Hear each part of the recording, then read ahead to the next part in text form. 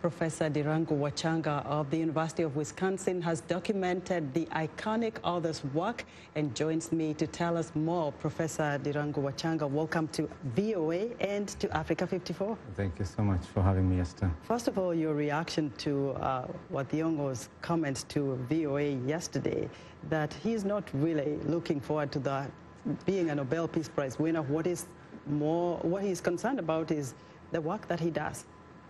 I think that has been his view, that he is more interested in winning the Nobel Prize of the people's mind. And I think he has already done that. His work has been translated in more than 30 languages, and they have been read in different countries across the globe. And I think he is more interested in the impact his work has had.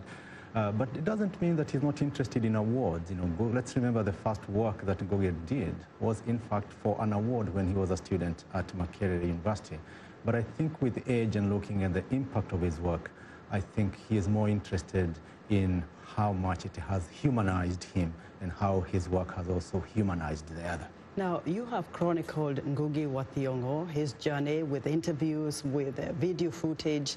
I think you have exclusive rights to doing some sort of work on what he has been able to achieve. For people who've never heard about him, who is Ngugi wa Thiong'o?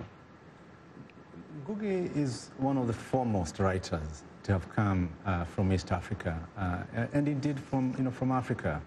And there are certain things we might take for granted now, but let's remember there has been a history which has been written by others, which claims that Africa did not have a history or Africa did not have a mode of self-understanding.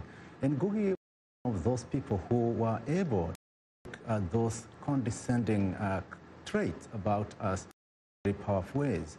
And he has done that. He has the ability to see and to see well and to write what he has seen in a way that is very transformative. Professor, very briefly, why is it important to chronicle Ngugi wa Thiong'o's journey?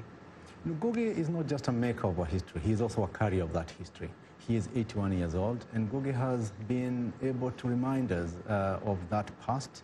The biography of Ngugi is, in a way, the biography of our process of becoming.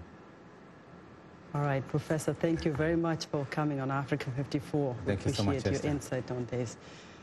Mr. Wachanga is a professor of information science and media studies at the University of Wisconsin.